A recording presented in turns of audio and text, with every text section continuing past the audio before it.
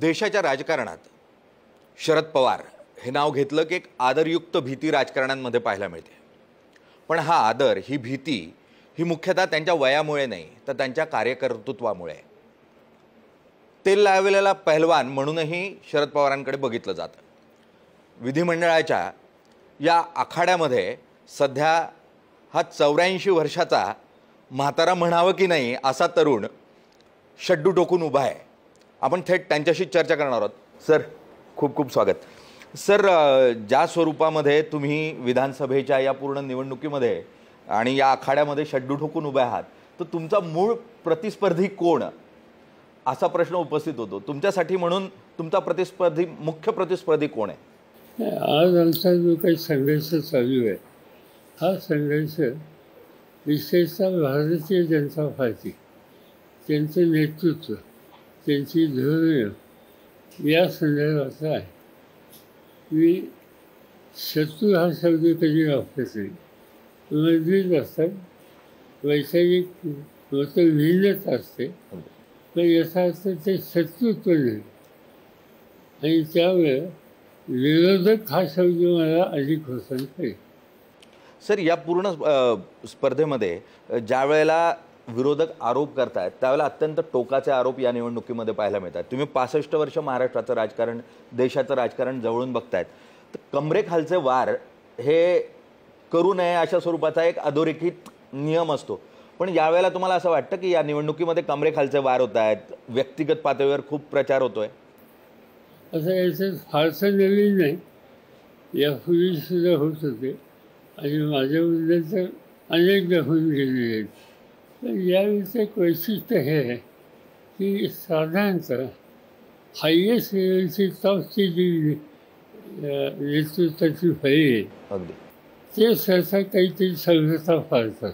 हो, पण आता नरेंद्र मोदींच्या पासून जे सत्ताधारी पक्षाचे नेते आहेत, त्यांचे ते स्वतः असतील, त्यांचे गृहमंत्री असतील, अन्य सरकारी असतील, या सगळ्यांना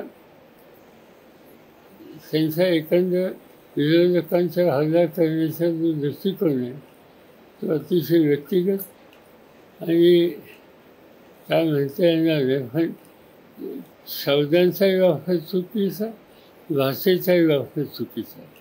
तुम्ही म्हणाल आत्ताच कमरेखालची वार आहेत, तर हे कमरेखालची वार सरसकट आहेत।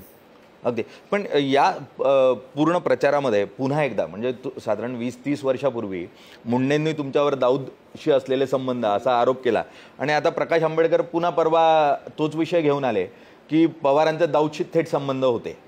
तर आता याला स्पष्ट उत्तर काय असेल? कारण सातत्यानं जी गोष्ट खोटीच आहे त्याला उत्तर काय द्यायचं? सर, अगदी पूर्णतः खोटी आहे। उद्याचा काही समान येण्याचं काही कारण नसते। केले असतील तरी राज्याचा गृहमंत्रीच्या काळात होतो अशा पूर्वीची सगळी कारवायाच केलेली असतात, ॲक्शन घेतलेली असते। आणि जे काही आरोप केले जातात त्याला कवीचा आधार नाही आणि त्यामुळे त्याला फारसं महत्त्व द्यायचं कारण नाही। सर, या आरोपामध्ये यावेळी आणखी एक आरोप, तो म्हणजे 2019चं सरकार नवीन बनवण्यामध्ये किंवा त्या अगोदर सरकार पाडण्याच्या प्रयत्नामध्ये तुम्ही अदानींच्या घरी अमित शहांना भेटले होते आणि स्वतः अजित पवार तिथे उपस्थित होते आणि त्यात तुमची चर्चा होऊन हे सरकार कसं स्थापन होईल भाजपबरोबर अशा स्वरूपात तुम्ही निर्णय घेतला होता। अशा स्वरूपाचा उघडपणे आरोप अजित पवारांनी केला। झालं का सरकार स्थापन झालं? नाही। कशावर चर्चा करायची? असं काही केलं असतं तर तेवढं सरकार बघायला लागलं असतं। याची एक गोष्ट सत्य नाही असं जर तुम्हाला दिसलं तर मला असं वाटतं अशा प्रश्नांना नाही काही अर्थ नाही। ही गोष्ट खरी आहे की निवडणुका आणि तो कालावधी सोडल्याच्या नंतर कधी काही केंद्राचे मंत्री असो, काही उद्योजक असो, हे भेटत नाहीत असं मी काही म्हणणार नाही। आणि ही गोष्ट खरी आहे की अनेक वेळेला मी अजित पवार यांना घेऊन सुद्धा अनेकांच्या भेटी, त्यांना एक माहिती हवी, त्यांच्या वृत्ती व्हाव्यात या दृष्टीने करत असे। आणि अशा वेळेला म्हणजे देशाचे गृहमंत्री त्यांना मी एकदा काही 3-4 वेळेला भेटलं असते. शिस्तमध्ये घेऊन भेटलं. महाराष्ट्राच्या उसाचा धंद्याचे काही प्रश्न होते त्या संदर्भात त्यांना मी जाऊन घेतलं, त्यांच्या घरी जाऊन घेतलं. शेवटी मी सार्वजनिक जीवनात काम करतो, संसदेचा सभासद आहे. लोक मतदारसंघात किंवा राज्यात काही इश्यूज रेज करतात आणि त्या इश्यूजनं काही मार्ग काढायची आवश्यकता असते. अशा वेळेला निर्णय घेण्याचा अधिकार असलेले जे घटक आहेत त्यांच्याशी सुसंवाद ठेवणं हे गरजेचं असतं. पण सुसंवाद ठेवला भेटला याच्यातून लगेच काहीतरी कारस्थानच करत होते असं म्हणण्यात काय अर्थ नाही. आणि म्हणून मी सुरुवातीलाच उत्तर दिलं की प्रत्यक्ष काय घडलं, असं काही घडलं का, असं काही राज्य स्थापन केलं का, मग हे नसेल तर असे प्रश्न काढायची का. अगदी. पण मुळात यामध्ये अदानींचं नाव आल्यामुळे म्हणजे अमित शहांना भेटणं हे साहजिक आहे. राजकारणामध्ये वरिष्ठ पदावर बसलेल्या नेत्यांना भेटावंच लागणार. पण अदानींच्या घरी का भेटले हा एक खूप मोठा प्रश्न चर्चेला जातोय. तर त्याला काय उत्तर असेल तुमचं? अदानींच्या घरी मी अनेकांच्या घरी भेटतो.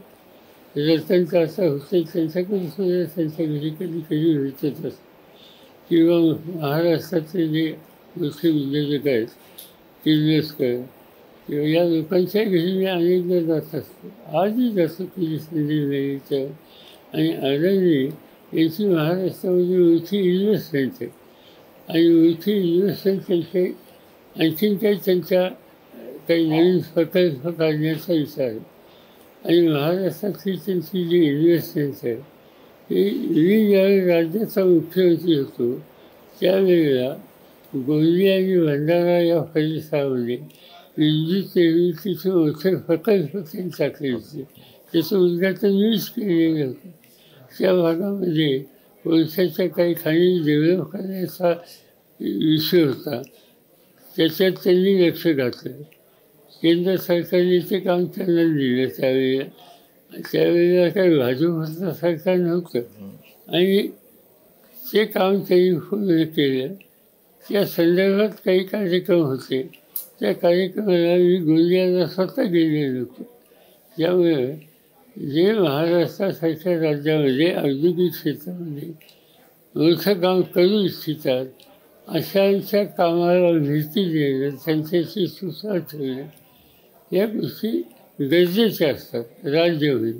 तुमच्यावर म्हणजे राज ठाकरे असो किंवा इतर जण थेटपणे आरोप करतात की तुम्ही जातीयवादी आहात आणि तुम्ही महाराष्ट्रात जातीयवादाची पेरणी खूप मोठ्या प्रमाणावर केली आणि त्यातून राजकारण केलं. याला तुमचं काय उत्तर असेल? कुठं दाखवावे ना. पण तुम्ही विकासासारखं काही बोलत असेल तर त्याची नोंद कशासाठी गेली. आज जातीवादाचा विचार केला. माझ्या नेतृत्वाखाली जो काही पक्ष चालत होता, जे काही शासनही चालत होतं कधी काही, त्यावेळेचे निर्णय काय सांगतात. पुन्हा कोणाला आम्ही लोकांनी प्रोत्साहन दिलं. आम्ही अनेकांना प्रोत्साहन दिलं. म्हणजे मला आठवतं आहे की त्यावेळेला आमच्या पक्षामध्ये विधिमंडळामध्ये नेतृत्व करण्याच्या संबंधी निवड करायची वेळ आली होती. आम्ही कोणाकोणाला निवडलं. मधुकर फिचर यांना नेता बनलं, छगन भुजबळ यांना नेता बनलं.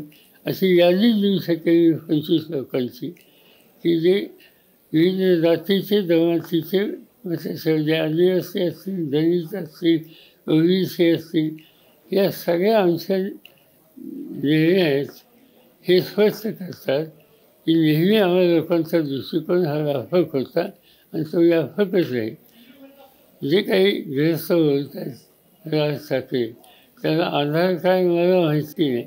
एक चुकून द्यायचं एखादं स्टेटमेंट पुन्हा पुन्हा 10 वेळेला एखादी गोष्ट बोलली तर लोकांना काहीतरी असेल असं वाटतं आणि तोच त्यांचा हेतू असावा.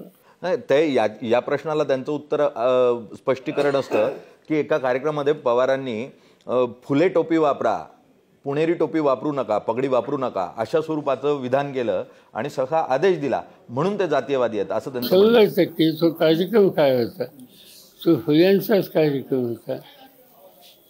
फुल्यांचा कार्यक्रम, फुल्यांच्या विचाराचा कार्यक्रम, त्यांचा सन्मान करण्याचा कार्यक्रम, ज्याच्यामध्ये मला स्वतःला फुले फरली घातली, माझ्या वेळेस अन्य सहकार्यांना घातली. आणि त्यानंतर प्रश्न विचारल्यानंतर मी जरूर बोललो की माझ्याही लोक या ठिकाणी असली, याचा मला आनंद आहे. दुसरी तोफी हे काही कुठल्या जातीचं धर्माचंही लक्षण नाही आहे. आणि त्यामुळे फुलेच फरली वापरा आणि त्याचा एक आनंद आहे, अशा प्रकारचं वाक्य तुम्ही टाकलं तर लगेच आपण जातीवादी होतो. महात्मा ज्योतिबा फुले यांचा संबंध जीवनाचा अफेक्षित समाजातल्या सगळ्या घटकांना घेऊन जाणार होता. त्यांनी कधी जे फुल्यात जातीमध्ये आधारित अशी स्टेटमेंट केलेली माझ्या वाचनात नाही. आणि त्यामुळेच आम्हा सगळ्यांच्या दृष्टीने ते एक आदराचं व्यक्त होत होतं. तर त्यांचा विचार, त्यांचा एकंदर राहण्याचा फेराव याबद्दल कुणी काही केलं तर लगेचच त्याला जातीवादी म्हणून त्या संबंधीचे उल्लेख करायचे, याला काही फारसा अर्थ नाही. सर, म्हणजे आता ठाकरेंचाच विषय निघालाय म्हणून पुढच्या प्रश्नाकडे येतो. छगन भुजबळ म्हणतात की शिवसेना जी पहिल्यांदा फुटली ती पवारांनीच फोडली, कारण माझ्यात काही ताकद नव्हती शिवसेना फोडण्याची, पवारांमुळे शिवसेना फुटली. असं की मी कोणत्या पक्षात होतो, मी शिवसेनेत नव्हतो. त्यावेळी माझी जबाबदारी काय, आमचा जो विरोधी पक्ष आहे त्याला शक्ती द्यायचं काम माझं आहे, पण त्यांना कमकुवत करायचं काम माझं आहे. मला आमचा पक्ष हा मजबूत करायचा असेल तर त्या पक्षाला दुर्गावरणाच्या संबंधी काम करणाऱ्या ज्या शक्ती आहेत, ज्या संघटना आहेत, त्याच्यावर आमचा आघात राहणार. त्याच्यापेक्षा आपली शक्ती वाढेल कशी याची खबरदारी घ्यायला. आणि ज्या वेळेला आम्हाला लक्षात आलं की छगन भुजबळ आणि त्यांचे काही सहकारी या पक्षामध्ये अस्वस्थ आहेत, ते बाहेर पडायच्या नादात आहेत, ते संपर्क साधू इच्छितात.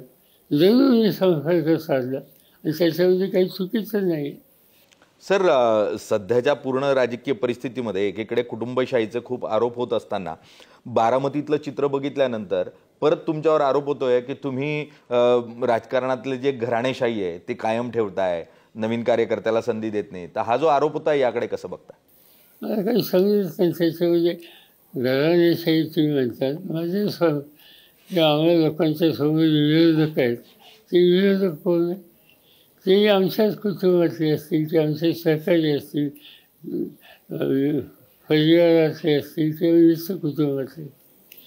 त्याच्यात घराणेशाही वगैरे याला काही अर्थ नाही. शेवटी लोकांच्यामध्ये जाऊन लोकांच्या पाठिंब्यानं आपण एखादं धोरण राबवत असाल, कार्यक्रम घेत असाल आणि लोकांची त्याला सँक्शन असेल तर ज्यांना लोकांची संमती आहे या निर्णयाला शाही म्हणण्यात काय अर्थ नाही. हां, ते जर नसेल आणि लादले गेलेलं असेल तर गोष्ट गेली. तर युगेंद्र पवारांची निवड तुम्ही का केलीत उमेदवार म्हणून बारामतीच्या? असं की तो काम करत होता बरेच दिवस त्या भागामध्ये. एक तर उच्च शिक्षित आहे, अमेरिकेमध्ये उच्च शिक्षण घेऊन आला. इथं आल्याच्या नंतर उसाच्या क्षेत्रामध्ये त्यांनी लक्ष घातलं, एक कारखानदारी उभी केली, ती चालवण्याचं काम तो चांगल्या दृष्टीने करतो. आणि हे करत असताना आणि जे शैक्षणिक क्षेत्रात काम करतं त्याच्यामध्ये त्यांनी इंटरेस्ट घेतला. तिथली मूळची जी शिक्षण संस्था आहे की जिथं जवळपास 30-31 हजार विद्यार्थी शिकतात, त्या संस्थेमध्ये महत्त्वाची जबाबदारी युगेंद्रने घेतली. त्यामुळे त्याला या सगळ्या कामात इंटरेस्ट आहे. आणि बाकीच्या तरुणांनी त्याचं नाव आग्रहानं सुचवलं आणि म्हणून त्याची निवड केली. पण त्याची निवडणूक ही काही सोपी नाही, संघर्षाची निवडणूक आहे. पण संयमाने लोकांशी संवेद साधून तो पुढे जाण्याचा प्रयत्न करतो आहे आणि आम्हाला सगळ्यांचे आशीर्वाद त्याला आहेत. सर, या पूर्ण प्रश्नामध्ये अजित पवार मागे म्हटलेत की मी चूक केली सुनेत्रा वहिनींना निवडणुकीच्या मैदानात माझ्या बहिणीविरोधात उभं करून, आणि आता तीच चूक तुमच्याकडून होती आहे पुतण्याला त्यांच्या विरोधात उभं करून. त्याला काही फारसा अर्थ नाही. पहिली चूक केली का नाही हा त्यांचा प्रश्न आहे. लोकांनी ठरवलं काय सत्य होतं आणि काय योग्य. आमचा संघर्ष कसाच आहे, ज्या लोकांनी, ज्या आमच्या सरकारने त्यांच्या सार्वजनिक जीवनाचे अनेक वर्ष आमच्या पक्षात घालवली, पक्षाने त्यांना मोठं केलं, पदं दिली, मंत्रिमंडळात जागा दिल्या. अगदी मंत्रिमंडळात 2 नंबरच्या फुलांच्या जागा 1दा 2दा 3दा 4दा त्यांना दिल्या. त्यांच्या काही चुका झाल्या तरी दिल्या. आणि असं असताना त्यांनी पक्ष सोडून बाहेर जाणं आणि मी एक चूक केली आणि दुसरी चूक करतो असं म्हणलं, त्याला काय अर्थ आहे? प्रश्न असा आहे की पक्ष सोडून ज्या पक्षाने तुम्हाला मोठं केलं, तुम्हाला प्रतिष्ठा दिली, ते सोडून आणि ज्यांच्या विरुद्ध आपण लढलो, आम्ही लढलो भाजपच्या विरुद्ध, ज्यांच्या विरुद्ध लढलो त्यांच्या मांडीला मांडी जाऊन बसणं, मतं मागितली फायदा निवडणुकीत स्वतःला कुणाच्या विरुद्ध भाजपच्या विरुद्ध, आणि आता बसताय कुणाच्या बरोबर भाजपचं, आता फाशीवाद कुणाला देत आहे भाजपांना. आणि त्यामुळे ही चूक आणि हा इथं धोरणाचा चूक प्रश्न आहे. आणि जोपर्यंत कुणीही आमचे जवळचे एकेकाळचे सहकारी की ज्यांनी सतत प्रागतिक विचाराची भूमिका आमच्यावर घेतली आणि नंतर या नसा करण्यासाठी प्रागतिक विचाराला विरोध करणाऱ्या शक्तींशीच त्यांनी संबंध ठेवून समाजकारण राजकारण करायचं ठरवलं, तर ते अतिशय घातक आहे. आणि त्याच्या विरुद्ध ही शक्ती आम्हाला उभी करावंच लागेल. हे व्यक्तिगत भांडण नाही, हे विचाराचं भांडण आहे. सर, व्यक्तिगत नाही, विचाराचं भांडण आहे. अत्यंत महत्त्वपूर्ण असा हा मुद्दा आहे. मुळात महाराष्ट्राच्या राजकारणात जे विचारी पक्ष म्हणून ओळखत होते, जे संस्कार सुसंस्कृतपणा सांगत होते, त्यांच्यासमोरचेही अनेक प्रश्न आहे. कारण इतर पक्षातले लोक आपल्याकडे घेऊन ते राजकारण करताना पाहायला मिळत आहेत. आणि त्यामुळे त्यांच्याच कार्यकर्त्यांमध्ये एक संभ्रम आहे की तो विचार कुठे गेला, तो संस्कार कुठे गेला. तर अशा वेळेला तुम्ही या प्रतिस्पर्ध्याकडे कसं बघतात? प्रतिस्पर्धी कोण? भाजप मुख्यतः, जो स्वतःला संस्कार आणि विचाराचा प्रतीक मानत होता. त्या पक्षाचं नेतृत्व करणार महाराष्ट्रात कोण आहेत? देवेंद्र फडणवीस. आता एक दिवशी त्यांची ती आज अतिशय आनंदी आहे. त्याच्यामुळे त्यांनी आज 2 पक्ष फोडून आलो. म्हणजे राजकीय संघटनेच्याच मजबूत करणं, पक्ष फोडणं, लोक फोडणे, हेच राजकारण आहे. हां, तुम्ही तुमची वैचारिक भूमिका मांडता आहात, तुम्ही तुमचा कार्यक्रम धरून हे सगळे लोकांच्या समोर ठेवून त्यांचा पाठिंबा घ्यायचा प्रयत्न करतात. त्याच्यात काही चूक नाही. त्यासाठी त्यांना आमचा विचार हा म्हणजे नसेल तर त्यांनी आम्हाला लोकांच्या टीका टिप्पणी केली तर संसदीय लोकशाही पद्धतीमध्ये ते काही फारसं चुकीचं नाही आहे. पण आम्ही पक्ष फोडतो, त्याचा मला आनंद आहे. फोडतो या सगळ्या गोष्टीच्या म्हणजे जे अधिक लक्ष केंद्रित करतात, याचा अर्थ विचाराचं, तत्त्वाचं, कार्यक्रमाचं राजकारण हा त्यांचा विषय नाही. सर, ज्या विचाराला तुम्ही सातत्यानं विरोध करताय, तो जातीयवादी असेल किंवा तो धार्मिक तेढ तयार करणारा असेल, मुळात याच विचाराबरोबर किंवा भाजपबरोबर अदानी तुम्हाला घेऊन जाण्याचा प्रयत्न करत होते, असं जो एक चित्र तयार केलं जात आहे, त्याच काय अर्थ नाही. म्हणजे अजूनही आमच्याशी जे उद्योजक राजकारणाचा विषय आमच्याशी बोलत नाही. हां, ते जरूर त्यांचे कुठं काही कार्यक्रम असेल, एखादी प्रोजेक्ट करायचा असेल, त्या संबंधीचे काही प्रश्न असतील तर अशासाठी असे लोक बोलतात आणि बोलले पाहिजे त्यांनी. पण उगीच ते राजकीय निर्णयाच्यामध्ये सहभागी असतात, यात काही तथ्य नाही. हे कोण मान्य करेल? असं आहे की उद्देशाला एखादा उद्योजक त्याच्या फसण्यासाठी माझ्याकडे आला, व्यवसायासाठी आला आणि महाराष्ट्राच्या भल्यासाठी हे मी करू शकतो म्हणजे, तर त्याच्यात मी लक्ष घालेन, ऐकून घेईन.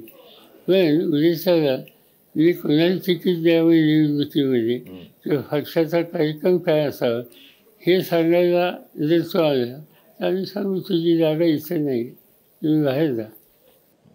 सर, येत्या काळामध्ये ज्या पद्धतीचा स्ट्राईक रेट तुमचा लोकसभेत राहिला, तुमच्या दृष्टीनं या निवडणुकीमध्ये तुमच्या किती जागा, किती आमदार हे शरद पवारांचे आमदार म्हणून विधिमंडळामध्ये पाहायला मिळतील? राष्ट्रवादी काँग्रेस पक्षाचा अंश आहे, त्याला लोकांचं आत्ताचे आणि कॅम्पेनच्यासाठी हिंडतोय त्याच्यात लोकांच्यात सहानुभूती दिसते. पण यावेळेची निवडणूक मला पूर्वीच्या निवडणुकीच्या पेक्षा वेगळी दिसते. यावेळेच्या निवडणुकीमध्ये सत्ताधारी पक्ष असो, एकनाथ शिंदे यांचा पक्ष असो, अजित पवार आणि त्यांचा पक्ष असो, प्रचंड पैशाचा मारा ह्या निवडणुकीचं वैशिष्ट्य आहे. आणि माणसं खरेदी करणं, पैसे टाकून त्यांच्यात परिवर्तन करायचा प्रयत्न करणं, या सगळ्या गोष्टीच्यासाठी कधी फायदा नाही असं चित्र आज महाराष्ट्रामध्ये दिसतं. जे काही धोरणं आत्ता जाहीर केली ती गेल्या 6 महिन्यातली आहेत, लोकसभेच्या नंतरची आहेत. लोकसभेच्या निवडणुकीमध्ये महाराष्ट्राच्या जनतेनं या लोकांना त्यांची दारा दाखवली आणि हे लक्षात आल्याच्या नंतर आता काही करून सत्ता मिळवायची असेल तर जे जे करणं शक्य असेल ते सगळं करा. आता लाडकी बहीण, ठीक आहे, तुम्ही बहिणींना मदत करताय, माझी काही त्याबद्दलची तक्रार नाही. पण महाराष्ट्रामध्ये आज काही 700-800 च्या आसपास आकडी प्रसिद्ध झाली होती की एवढ्या स्त्रिया आज कुठे गायब झाल्याचे कळत नाही, बेफत आहेत. त्यांच्या घरच्यांच्या तक्रार येत पोलिसला, पण त्याचा शोध होत नाही. स्त्रियांच्यावर अत्याचार केले जातात. ठाणे जिल्ह्यातला जो प्रकार झाला त्या ठिकाणी 2 लहान मुलींचा अत्याचार केला गेला. या गोष्टी सतत महाराष्ट्रात ऐकायला मिळतात की जे कधी यापूर्वी महाराष्ट्राचं वैशिष्ट्य नव्हतं. आणि अशा वेळेला तुम्ही या प्रश्नाची सोडवणूक करण्याच्यासाठी अधिक लक्ष केंद्र करा का हातात काहीतरी पैसे देऊन तुम्ही त्यांना वेगळ्या दिशेने न्यायचा प्रयत्न करा. हे सगळं जे चाललेलं आहे ज्याचा उल्लेख नरेंद्र मोदींनी रेवडी संस्कृती म्हणून केला. तेव्हा त्यांनी स्वतः सांगितलं होतं की या रेवड्या वाचणं याला विरोध केला पाहिजे. आज जी ही सगळी धोरणं आहेत ही एका दृष्टीनं रेवड्या संस्कृतीचाच आहे. आणि एकदा सत्ताधारी पक्ष हे सगळे मुद्दे मांडून लोकांचं जन्मच्या दिशेला न्यायचा प्रयत्न करतात, त्यावेळेला ऑपोजिशनला सुद्धा पर्यायी काही कार्यक्रम द्यावे लागतात. आणि जे करणं खरं म्हणलं तर फारसा आवश्यक नाही, त्या रस्त्याला आपण जातो. हे सगळं जे आत्ता केलं आहे ही ज्यांच्या हातात महाराष्ट्राची सत्ता आहे त्या लोकांनी या सगळ्या गोष्टी लोकसभेच्या निवडणुकीमध्ये त्यांना जो फटका बसला त्यातून सावरण्याच्यासाठी हा केलेला आहे. सत्तेचा, सरकारचा, प्रशासनाचा पूर्ण उपयोग फक्त हे लोक एखादे घटक हे आपल्याला आकृष्ट कसे करता येईल आपल्या बाजूला यासाठीच हे सगळे उद्योग चालले आहेत. सर, अगदी शेवटाकडे येताना एकनाथ शिंदे महाराष्ट्राचे मुख्यमंत्री आहे आणि त्यांनी घेतलेल्या निर्णयावर राष्ट्रवादी किंवा शरद पवार हे थेटपणे टीका करत नाही आहे आणि त्यामुळे एकनाथ शिंदे आणि पवारांमध्ये छुपी युती आहे अशा स्वरूपाचा एक प्रचार केला जातोय. तर या संदर्भात अंतर्गत काही बोलणी झाली आहे किंवा काही त्यांच्याबरोबर अशा काय स्वरूपाची युती आहे? लोकसभेच्या निवडणुकीला तेच विरोधी होती. त्यांनीच हा कार्यक्रम ते काय देवेंद्र फडणवीस काय किंवा साक्षात नरेंद्र मोदी काय हे सगळे आमचे विरोधकच होते. आणि ज्या वेळेला निर्णय महाराष्ट्रामध्ये आला की 48पैकी 30-31 जागा आम्हा लोकांना मिळाल्या, त्यावेळेला त्यांच्या लक्षात आलं आणि त्यांची दिशा सगळी बदलली, पैशाच्या रस्त्या नेली. आणि याचा अर्थ आम्हा लोकांची कोणाशी छुपी युती आहे असं म्हणण्यात काय अर्थ नाही. फक्त एकच आहे, काही लोक आक्रमकपणाने बोलतात, आपली भूमिका मांडतात खरी कृती कशी असली तरी, आणि काही लोक अन्य मार्गाने आपले स्थान मजबूत करायचा प्रयत्न करतात. मुख्यमंत्री हे आक्रमक बोलतात असं नाही. त्यांचा अन्य मार्ग अधिक घातक आहेत. आणि त्यामुळे आमचा त्यांच्याबद्दलचा किंवा त्यांच्या बाकीच्या सहकाऱ्यांच्याबद्दलचा व्यक्तिगत आमचं काही नाही आहे. पण धोरणात्मक गोष्टीचे प्रश्न ज्यावेळी येतात त्यावेळेला आम्ही त्यांना सक्त विरोध करणार, आजही करतो. अगदी शरद पवारांशी ही चर्चा म्हणजे अनेक उत्तरांना स्पष्ट असं प्रतिसाद जो आहे तो आपल्याला पाहायला मिळतोय. अंबानींसंदर्भात, अदानींसंदर्भात जे प्रश्न उपस्थित केले जातात, मुळात उद्योजकांना स्थान हे विकासात आहे, उद्योगात आहे, राजकारणात नाही, अशी स्पष्ट भूमिका ही या ठिकाणी शरद पवारांकडून घेतलेली पाहायला मिळते. आणि त्यामुळे जो एक प्रचार होतोय की पवारांना भाजपबरोबर घेऊन जाण्याचा प्रयत्न उद्योजक करत होते किंवा त्यांच्या घरात बैठका झाल्या होत्या, त्याला उत्तर या ठिकाणी मिळताना पाहायला मिळते. सर, खूप खूप धन्यवाद आपण केलेल्या चर्चेसाठी.